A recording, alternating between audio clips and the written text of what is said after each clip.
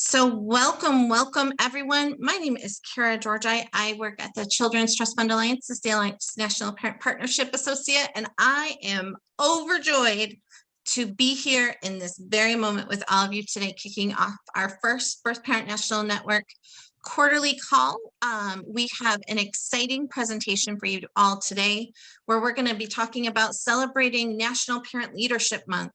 We're going to be talking about how in doing that, we also are recognizing that it is Black History Month. We're going to talk about a brand new to you resource that we are releasing here with all of you. So you are our official party guests. So welcome. And then we're going to have some other exciting information updates. So tons of resources today. So I encourage you, sit back, relax, get comfortable. But first, before we do all that, I want to know who's here with me today. Share in the chat your name, what state are you joining us from? What's your role? I happen to know for a fact that there are going to be people from Hawaii here today because you all were on your A game this morning, sending me an email, checking in, making sure you had the registration information so you could join us. So it is wonderful to have each and every one of you here. So excited to just have all of you with us to be able to kick off this presentation today. We have an awesome lineup of people who will be sharing and talking with each and every one of you. And so I want to open it up by just starting off with some introductions of two very key parents. One of the things that I love the most about the Birth Parent National Network is that we all are a bunch of parents who really work to uplift parent voice, to try to make a change in systems for families. And with that, I have two amazing parents that I have had the privilege of getting to meet who are going to be our BPNN co-facilitators for 2022. And so one of these facilitators may not be a stranger to some of you, and that is my good friend, Johnny. He is coming back in a nice mentoring role. So Johnny, I'd love to give you the opportunity to say hello to everyone. Yes. Hello, everyone. Good morning to the West Coast. Good afternoon to everyone else. And good morning to Hawaii. My name is Johnny Norris. I am a birth parent working here with the Birth Parent National Network and the BFPP. Been doing this for a year now. One of the greatest things about being a part of the Birth Parent National Network is being a birth parent myself with experience, and especially bringing the role of a dad, more to the light of birth parents and giving a voice, to us as birth parents in the program that we deal with. It's been an awesome experience. I've loved every minute of it, and I welcome anyone who hasn't joined to join. Thanks, Kara. You're welcome, Johnny. So glad to have you with us, and especially to make sure that we highlight the importance of that father voice. In addition to Johnny, we have Iquana Peck from Virginia joining us this year as a co-facilitator. And so I just want to give a moment for Iquana to say hello and introduce herself to everyone. Iquana? Hello, everyone. I'm Iquana Peck. I'm from Richmond, Virginia. I'm super excited to be here because, like Johnny said, I am a birth parent with a lot of experience, and I just want to be of help to others and learn from others as well. So thanks for having me. Absolutely, Iquana. And we so appreciate you and Johnny being willing to take on this role with us this year and being able to help lead out the Birth Parent National Network work. In addition, what I want to share with you is our agenda, because we have a packed one. And so, Johnny, if you wouldn't mind reviewing our agenda and then kicking us off to our beginning presentation. Definitely, Kara. Hey, everyone. We have a great agenda lined up for you all today. We will start by hearing an informative public policy update from Emily from Casey Family Programs. After, she will take some questions and answers. We will then transition to an exciting release of a tool you can all use in your communities. We will learn more about it and how some parents were able to help in the development and pilot. We would then share about all the wonderful resources you can use to recognize parents this month for Parent Leadership Month and Black History Month. We encourage you to use the chat and put it in questions throughout our time together. At this time, we are excited to have Emily from Casey Family Programs here to share an informative policy update with us all. Emily. Hello, everybody. I didn't know that picture was going to pop up on the screen. Thank you for having me today. I appreciate it. I'm going to start off today giving a little bit of a update on Family First. Just to give you a little bit of background on me before we begin, I've been with Casey Family Programs for about 8 months. I am located in the Washington, D.C. policy office. And I come to the organization with about 20 years of policy advocacy and legal experience. And I'm super excited to be here with all of you today. I really enjoyed working with Kara and Sophia and Meryl and the team over at Children's Trust Fund Alliance and many of the parents on this call. So thank you. So I'm going to give you a little bit of a background, a little bit of an update on Family First today. I know that you all have had presentations on this federal law in the past. So I'm not going to spend a ton of time on it. But it is relevant to the main section of what we're going to talk about today, which is mental health and substance use. There's been a lot of conversation in the policy arena around those particular issues recently. And Family First is a perfect way to kind of integrate that work into the policy, into that work and those issues into the policy space we're working today.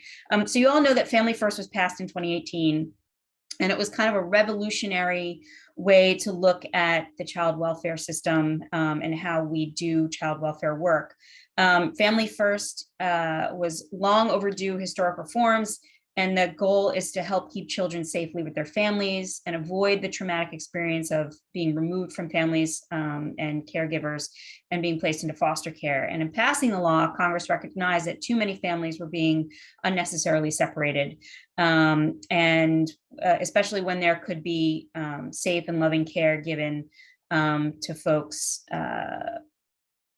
in their homes, especially when what was needed were access to mental health, substance use treatment, and improved parenting skills. So Family First does 4 core things. They support preventions. It provides unlimited resources for states to provide supports and prevention services. And it gives states and tribes the ability to target existing federal resources into a wide array of prevention and early intervention services to keep children safe, strengthen families, and reduce the need for foster care, keeping families safely together at home.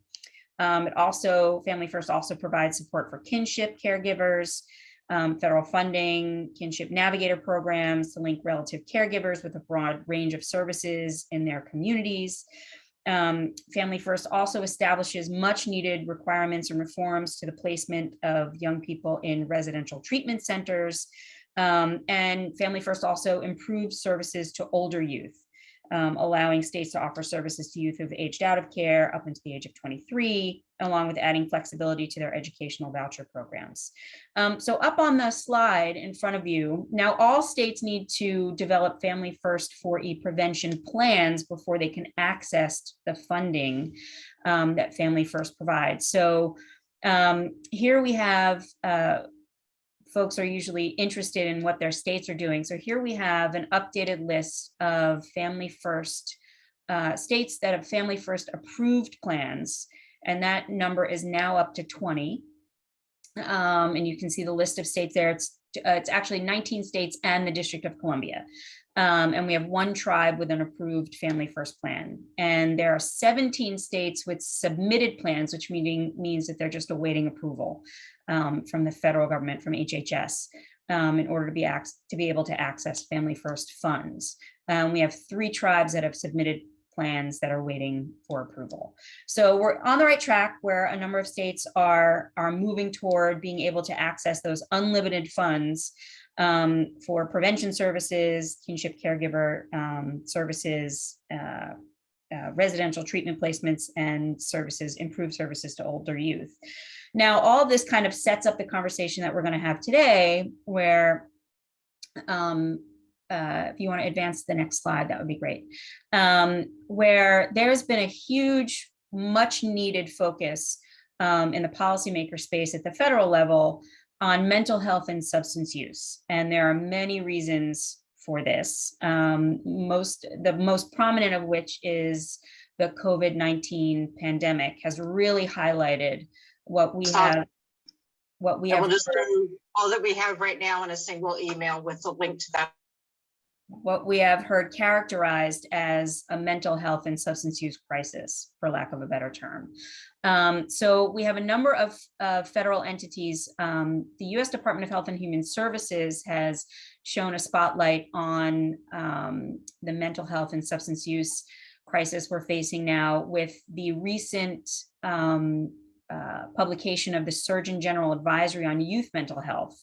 HHS is also holding a series of internal conversations and roundtables discussing access to mental health and substance use services and programs, and how to better integrate programs across the federal government to better serve those populations. Now, what I've highlighted here is that from our perspective, from Casey Family Programs perspective, and what's relevant to you all here today, is that every time there's a conversation around mental health and substance use, we at Casey Family Programs want to make sure that whoever is discussing, especially at the policymaker level, whoever is discussing these issues is hearing about it from us, from the child welfare perspective.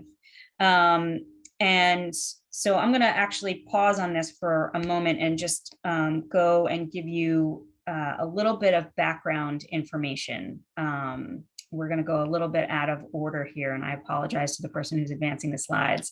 There is a slide on background data.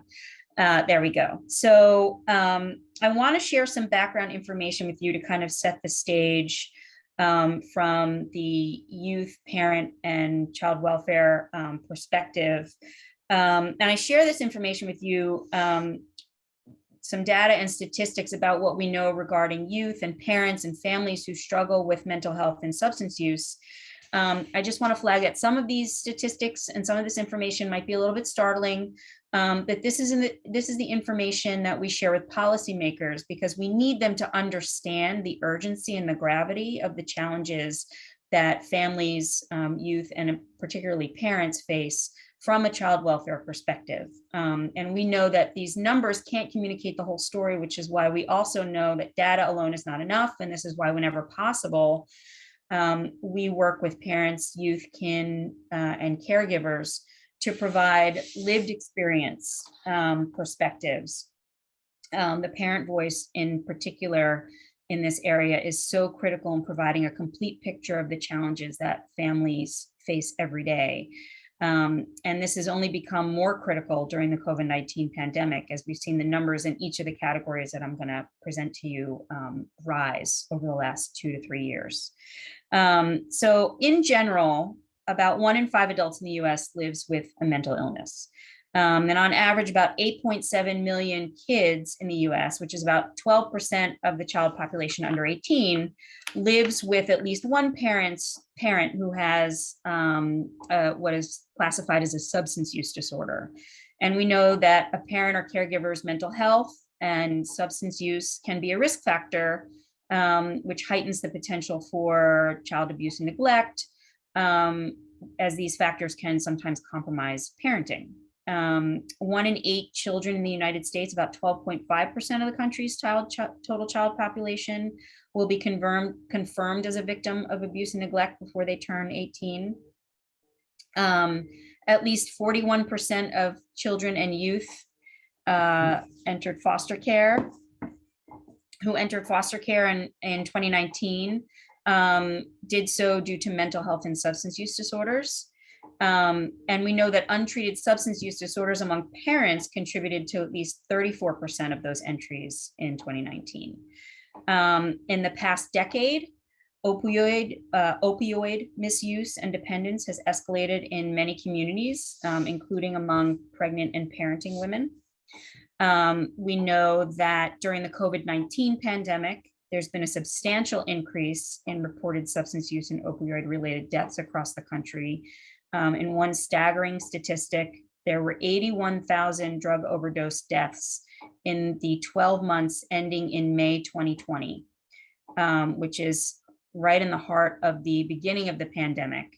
And that is the highest number of overdose deaths ever recorded in a 12-month period in the United States. So that number is pretty stark and startling.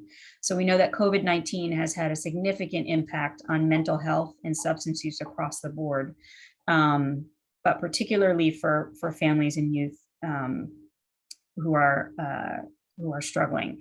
We know that youth in general, even before the COVID-19 pandemic, mental health challenges were the leading cause of struggles and poor life outcomes in young people, with up to 1 in 5 kids between the ages of 3 and 17 having what was classified as a mental, emotional, or developmental or behavioral disorder. And we know that in that same, in between 2009 and 2019, the share of high school students who reported persistent feelings of sadness and hopelessness, depression, increased by 40% in that 10-year period. So this again is prior to the COVID-19 pandemic. We know that children, youth, and families involved in child welfare and experiencing mental health disorders may also experience co-occurring issues such as substance use disorder and juvenile justice involvement. So there are overlapping factors that impact families who are child welfare involved. And since the COVID-19 pandemic, all of these numbers have increased across the board. And we have now, since the COVID-19 pandemic, we have data that shows us that more than 40% of adults, not just child welfare involved adults, but 40% of all adults are reporting considerably elevated adverse mental health conditions, including anxiety, depression, and trauma and stress related disorders. So including substance use. Younger adults, this will not come as a surprise, younger adults, racial and ethnic minorities, essential workers, unpaid adult caregivers have all reported having experienced disproportionately worse mental health outcomes and increased substance use over the past 2 to 3 years. COVID-19 has increased stress and anxiety and isolation and financial hardship, which have all combined to make daily life and access to treatment increasingly difficult for everyone, including those with substance use disorders. So all of these layers of challenges have only proven to make this issue around mental health and substance use much more urgent and in need of attention. Which is why we are seeing at the federal level and at the state level, but I'm going to focus on the federal level today, such attention given to these issues. So if we can go back to slide 2. As I said, the Department of Health and Human Services has focused on this, and the Surgeon General issued their report, but also a stark warning around youth populations, particularly youth of color, LGBTQ plus youth, Native youth, and youth who are low income, as the impact of COVID-19 has been stark. Next slide, please. We've also seen the US Congress focusing on mental health and substance use.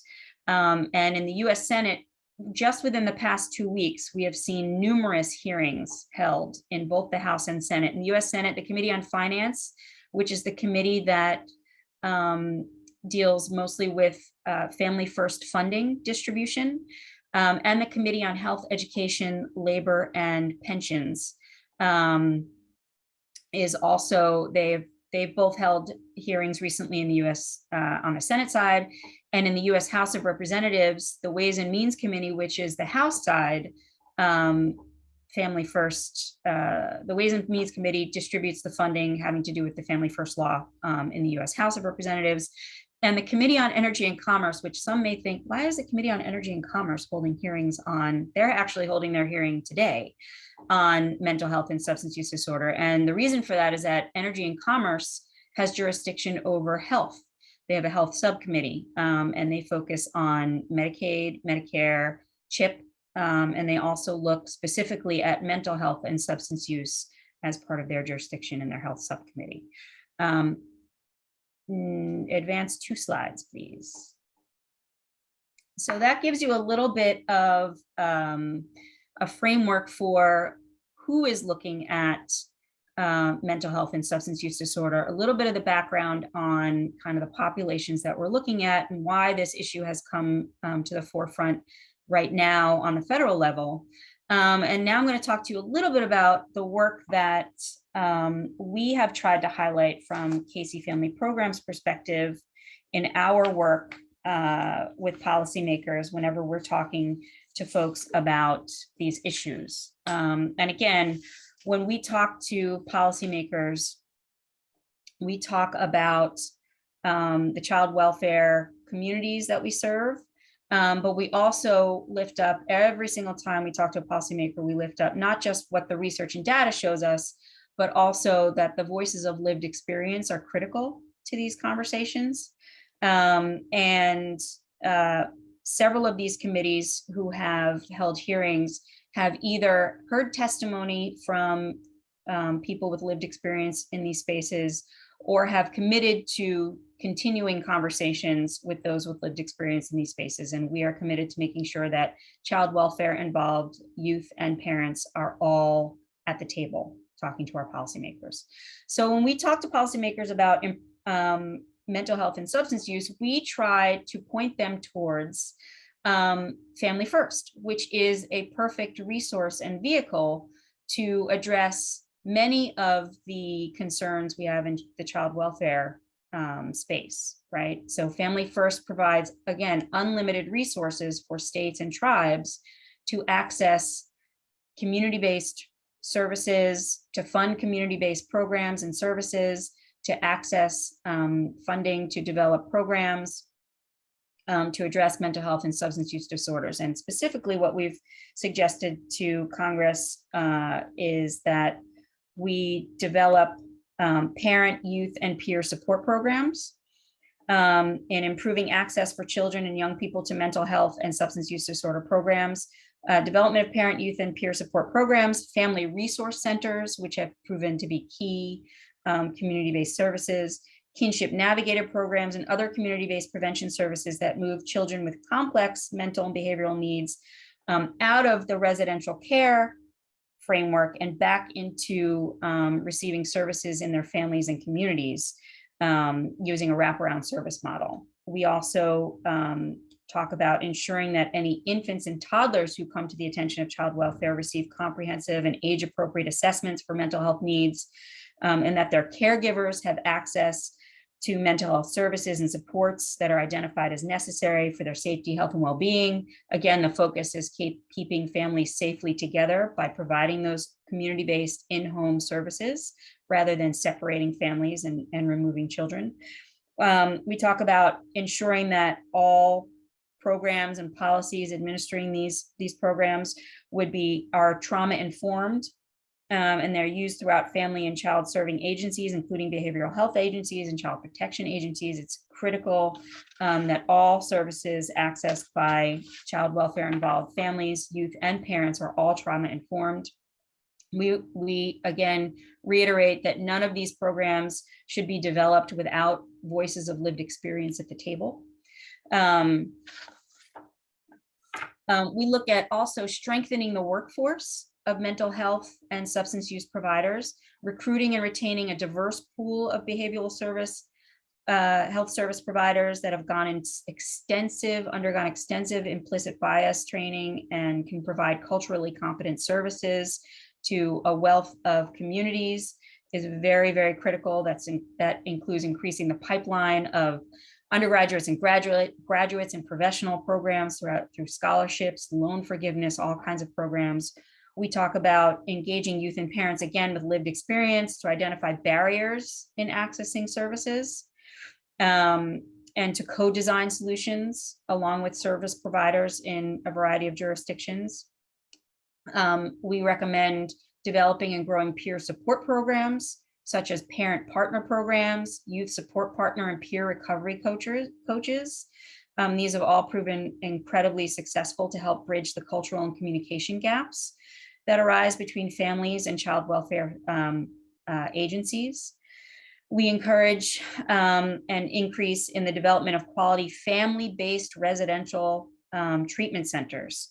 We look for specific treatment centers that would target treatment centers across the board that would encompass family-based treatment and could accommodate family-based treatment, but also that would specifically target populations such as formerly incarcerated parents, programs that provide spaces for fathers and children to enter treatment together. We have some programs that provide space for mothers and children to enter treatment centers, but not a ton that accommodate fathers.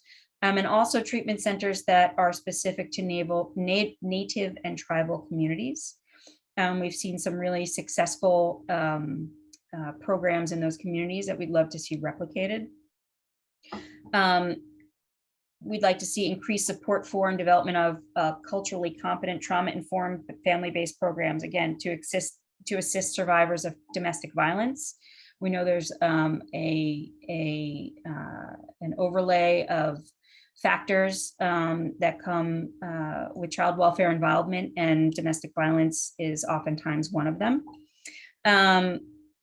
We look at increasing the coordination and integration of access to care. That's not just looking at the silo of mental health or substance use care, but looking at as in a holistic way across the continuum of care, with physical health screenings as well as mental health and substance use disorder screenings. Considering policies that would invest in educating communities about the stigma and removal of stigma around mental health and substance use, specifically targeting communities that are overrepresented in the child welfare system, but often underrepresented or underserved, including targeting public education campaigns around destigmatizing mental health and substance use, around targeting Black communities, American Indian and Alaska Native, Latinx and Asian communities, and the LGBTQ plus Two-Spirit communities. We also look at expanding equity in service provision, which we've heard a lot actually recently about inequities in broadband and bandwidth, and something as technical as broadband access and Wi-Fi access could really go a long way in expanding the ability of folks to access mental health and substance use programs via telehealth. We've seen the expansion of telehealth across the board during the COVID-19 pandemic, as service providers have had to alter their models to continue to provide services and care to folks when they couldn't do so in person safely any longer. But we've also seen what the pandemic has also done is just shown an even brighter light on inequity across the board, especially in this particular area where you have folks who don't have access to broadband or Wi-Fi who are going to access, Wi-Fi at their local library or at their local school or community center in spaces that are not private, where they are now having conversations around their health and mental health. So we have also seen great success actually, and another program that Family First does funds in specific ways is community-based response and mobile response units. So rather than involving child welfare or involving situations that have escalated quickly, mobile response units have been implemented in certain communities where, rather than removal of a child, which is oftentimes when a situation is escalated quickly, mobile response units have proven to be incredibly effective at community-based programs to de-escalate situations. They are oftentimes staffed by folks, trusted people in the community, who can go in and help de-escalate an issue that arises and are easily accessible and can be quickly accessed. So I have thrown a lot of information at all of you very quickly. And I'm going to stop there. I see that there's a bunch of stuff popping up in the chat. And I want to be mindful of time because you have a lot more coming after me. So I am going to pass it to Ikwana, who can then perhaps address some of the questions in the chat, if that works. Yes, I want to say thank you, Emily. We appreciate you sharing so much informative information with us. I'm going to pass it to Kara, and then she can, Johnny, I was supposed to pass it to Johnny. I'm sorry, I'm going to pass it to Johnny, and Johnny's going to take over. Thank you, Ikwana. Good job. This is being, good job, Emily. Thank you for all that information. We do see that there are some questions in the chat box, and there are a lot of concerns in the chat box when it comes to this. We will look into it, and we will get back with those concerns and questions. We appreciate all the questions and the concerns in the chat box. Keep them coming. But then I'm going to pass it over to Kara and, conserving time. Thanks, Johnny. And I really want to elevate and appreciate, Emily, all that you shared today in terms of the information. But I also want to really elevate that with Family First, there is a huge opportunity for all of you to be able to speak of some of the things that you are raising and elevating in terms of not only questions, but comments. We're going to be raising some of those to Emily as follow-up, so that way we can get back to some of you, because some of you have some very unique questions to your community. Some of you have more broader global questions, and we want to make sure that we're understanding them correctly. These are big topics, you all. We have some big things ahead of us in terms of how do we help to really make it understood what families are facing. And one of the ways that we have as a resource to us is talking about the Family Prevention Services Act. And with that, Family Voices United is a combination of the Children's Trust Fund Alliance, Foster Club, and Generations United. And we are bringing constituents together to really talk and inform you about what is Family First. And as Emily shared that information, find out if it's going on in your state, what's happening. But in addition to that, Family Voices United provides us often opportunities of resources, of papers, of documentation, of people sharing their lived experience. You all, you are lighting up the chat today.